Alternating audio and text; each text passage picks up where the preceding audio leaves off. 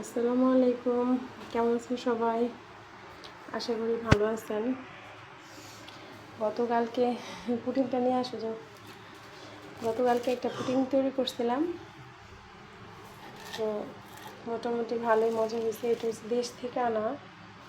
আসলে এখানকার হাঁসের ডিমটা দেশের হাঁসের ডিমটা অনেক পার্থক্য, খুব ভালো হয় দেশের হাঁসের ডিমটা। এই যে একদম শেষ একটু আছে, তো ওনাদের মন নাকি ভরে নাই, তো ভাবলাম দুটা ডিম আছে, এটা দিয়ে আবার একটা পুডিং তৈরি করে দিই। তো এখানে আমি ক্যারামেলের জন্য এটা নিছি, আর হচ্ছে দুইটা ডিম, আর এখানে চিনি হচ্ছে দুধের সাথে অ্যাড করব। 1 কাপ দুধ নিয়েছি। তো এখানে ক্যারামেলের জন্য আমি চিনি আর একটু পানি দিয়ে দিচ্ছি, ক্যারামেলটা হোক। তো এখানে আমাদের ক্যারামেলটা রেডি হয়ে গেছে। এই যে দেখেন, কালারটা খুব সুন্দর হয়েছে। তো এটা আমি ঠান্ডা করার জন্য সেট আপ করে নিব। বলেন।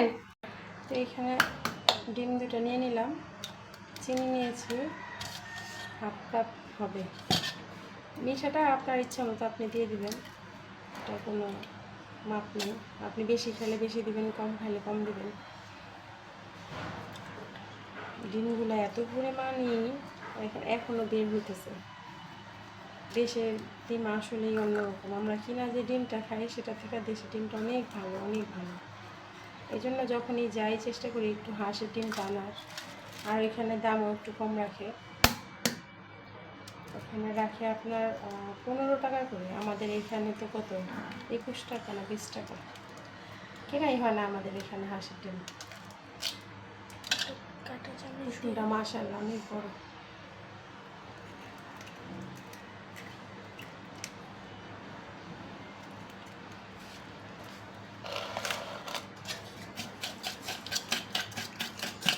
পাটাটা দিয়ে ভালো করে ফেটে নিতে হবে।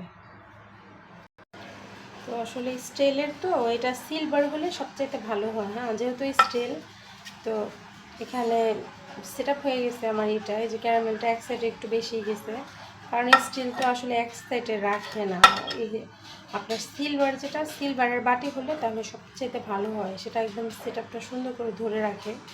যাই হোক, বাচ্চারা খাবে, ঘরে তৈরি জিনিস, একটু সেট আপ অন্যরকম হলে সমস্যা নেই। পিওর একটা জিনিস বাচ্চারা খেতে পারে। তো এখানে দুধ চাল দেওয়ার পরে দেখেন কতখানি মলাই বের হয়েছে। আমি এবার এটা উঠে রাখছি, কারণ এটা দেওয়া যাবে না, এটা দিলে পুডিংটা ছাঁকড়া ছাঁকড়া হয়ে যাবে।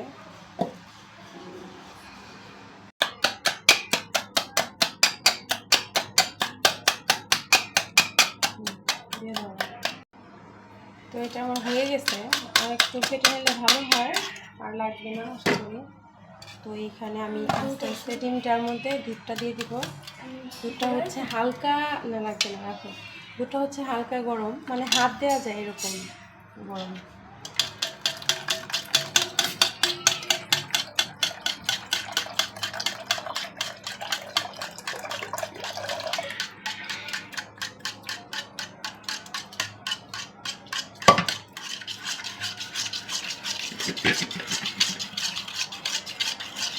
চিনিটা হয়তো একটু কমই হবে, সমস্যা নেই, চিনি কমই বাড়ে। ক্যারামেলটা থেকে অনেকগুলো মিষ্টি বের হয়, তখন জিনিসটা মিষ্টি হয়ে যায়। চিনিটা ঠিক আছে,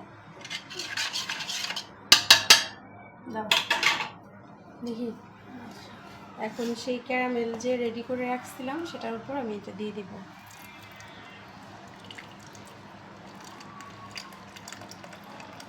এখানে 2টা ডিমের,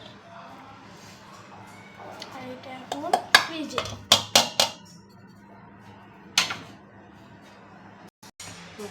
তো এইখানে আমি পানি বসে রাখছিলাম, দেখেন আমার পানি ফুটে গেছে, একদম ফুটো ফুটো পানি হয়ে গেছে।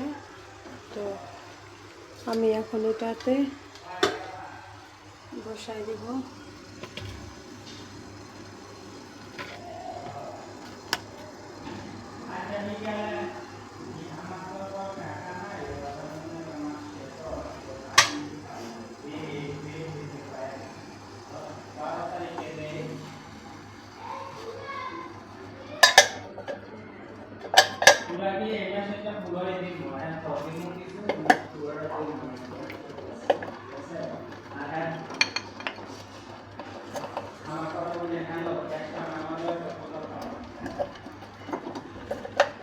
কালকেটাতে বসছিল সুন্দর মতো।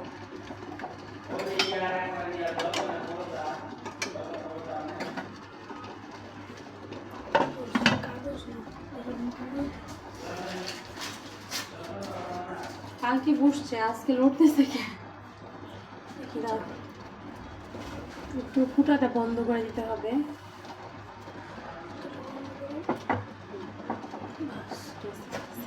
সমস্যা নেই, লড়ুক, সমস্যা নেই, লড়ার জন্য কিছু প্রবলেম না।